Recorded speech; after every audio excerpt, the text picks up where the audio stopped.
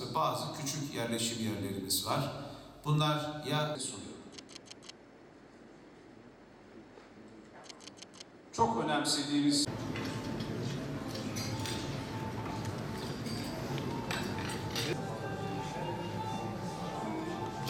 bakacağım bilgim yok. Medyada olası mahkemeye taşınacak. Yani o konu tabii tekil bir konu değil. Biliyorsunuz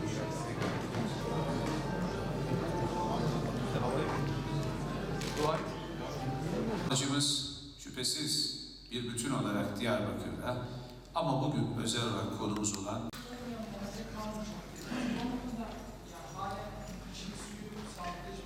etkilenmeyen bir su verimliliğini amaçlıyoruz değerli arkadaşlar.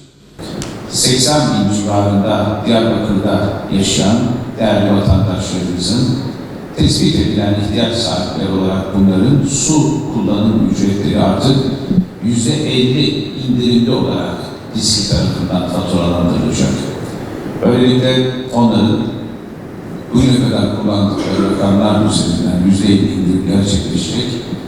Sosyal altyapıda taziye evleri gibi hayata dokunan ve önemli miktarda sosyal ihtiyaçları karşılayan kurumlarımıza bu kapsamda yer alıyor. Bunu daha önce geniş bir şekilde sizlerle duyurduğunuz için ayrıntılarına girmiyorum ama sosyal belediyecilik anlamında bu çalışmalarımızın her boyutta süreceğini teyiden bir kez daha bilgilerinizi sunuyorum.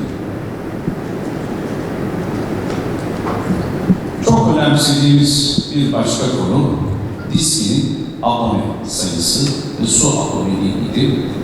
Bu noktada geldiğimiz gün 376.202 olan abone sayımız bugün 386.390'a çıkartıldı.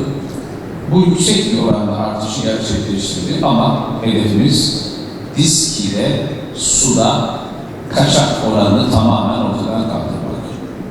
2020'de ilçelerimiz özelinde kaymakamlarımızın yönetim sorumluluğunda değerli muhtarlarımızın destek ve işbirliğinde inşallah biz tüm abone eksikliklerini ve su kullanımının kaçak oranlarını tamamen bitirmeye kararlıyız. An itibariyle %62'lik bir kayıp kaçağımız var.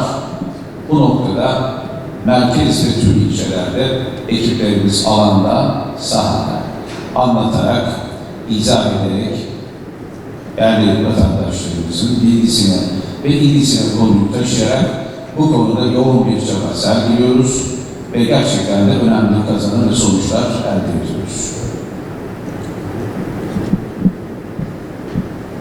Üçüncü başlıkta 100 günde DİSK peki tüm bunlar tamam da ne yaptı? Evet, önemli bir soru ve şüphesiz cevabı da olmak zorunda. Sadece 100 günde kent merkezindeki 3 ilçemiz ve gördüğünüz mahallelerimizde 15.500 metre yeni yağmur suyu hattı yapılıyor. Bizim zamanımızda projelendirildi, ihale edildi. Şu anda bir kısmı tamamlandı, bir kısmı sona yaklaşıyor. Bu 9 milyon Türk liralık bir yatırım tutarıdır. Ekranda gördüğünüz mahalleler bağlamında ve çok gerekli ve önemlidir. Diyarbakır'da sıkıntı hayatın içerisinde her yağmur sonrası yaşanan sıkıntılarda, sorunlarda önemli ve artık kesin çözüm getirecektir. Yine sizler şahitsiniz. Muhtar toplantılarımızda sıklıkla ilçe gezilerinde benimle birliktesiniz. 32 mahallemizin eski dönmüş mahallemizin içme suyu ihtiyacına dönük ihaleler yapıldı. Bu depo, şebeke ve benzeri iyileştirmeler gördüğümüz ilçeler ve mahallelerimizi kapsıyor. 7.2 milyon Türk liralık bir ihaleyle bunlar hemen hayata inşallah geçiriliyor. Bunların projesi, ihalesi bizim 100 gün içerisinde gerçekleştirdiğimiz hizmetlerdir. Altını özellikle çiziyor. İlçe bağlı mahallelerimiz dahil 42.550 metre yeni içme suyu hattı yapıyoruz.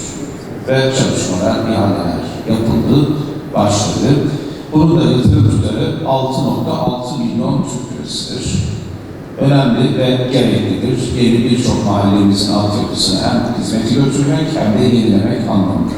Yine 100 günde yapılan çalışmalara bir önemli örnek, 29 mahallemizde yeni sondaj konusu ve etüt raporlarına göre sondaj verimliliği düşürülen mahallelerimizde 100 günde 29 mahallemizde sondaj kuyuları açılma işlemi devam ediyor. 3 bin liralık her birisi hesaplanabilir bir yatırım tutarı kurum bütçesi içerisinde kalmış ve elemanlarımız tarafından yapılmıştır. Bunu sıklıkla söylüyoruz. 2 yıl içerisinde tüm Diyarbakır'ın her köşesi, her kişisel bölgesinde sağlıklı, güvenli ve sürekli su ulaşacak ve sağlanacak. Ve 2020 yılında bu amaca dönük 105 milyon, en az 105 milyon değerinde içme suyu yatırımı gerçekleştiriyoruz. Ve 2 sene içerisinde yine en az bugünkü bütçe değerlemesiyle 227 milyon Türk liralık bir yatırım yaparak bu Diyarbakır içme suyu beklenti, nitelikli, sağlıklı, güvenli su sorununu tamamen çözüyoruz. Buna bağlı olarak 2 yıl içerisinde 829 bin metre şebeke hattı döşenecek. 410 bin metre terfi ve isale hattı gerçekleştirilecek. 162 adet kuyu sondajı açılacak.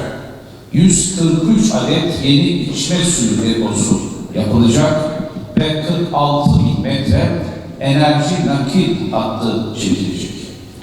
Bu hedefe ulaşmamız için gerçekleşecek bu yatırımlar bugün itibariyle eskalasyon yapmaksızın en az 227 milyon Türk liralık bir yatırımı gerektiriyor. Bütçemiz hazır, kararlılığımız hazır, planımız hazır, çalışma ve çabamız başladı. 2020 ilk yıldır, bir atılım hizmet yılıdır. 105 milyon Türk lira en az içme suyu anlamda bir yatırım hayata geçireceğiz. Enerji nakil hattı başlığında bugün sadece size başlığını ifade edeceğim. Yakında basın toplantımızda paylaşıyoruz. Enerji giderleri DİSKİ ve Büyükşehir açısından önemli bilgiler.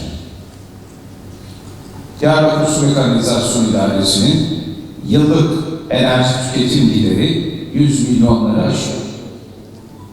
Önemli bilgiler. Ama bakın bir başka bir fırsat da burada yıllardır bize beni kullanılıyor. Nedir o? Hiç bitmeyecek bir enerji kaynağı, güneş enerjisi.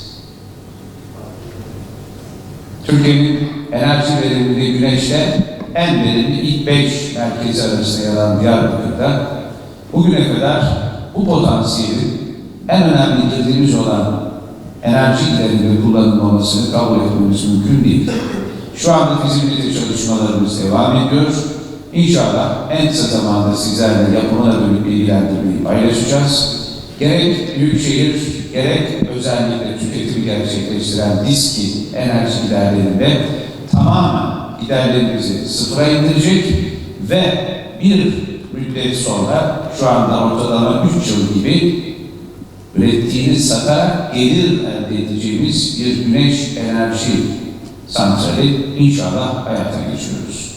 Ve vatandaş odaklı bir yönetim politikasıyla çok önemsediğimiz su israfını engellemek, suyun kullanımı konusunda bilinçlenmeyi sağlamak, gereksiz tüketimin, suyun ve su alanlarının kirlenmesini önlemek üzere 2020 yılında sizlerin de desteğiyle çok yoğun farkındalık çalışmaları yapacağız. Özellikle milli eğitimle ortak çalışarak çocuklarımıza su tesislerimizde, su konularında bilgi ve bilinçlerini artırıcı eğitim ve yarışmalar düzenleyeceğiz. Burada suyun deplasesinin yapılması 2020 yatırım programımız içerisinde.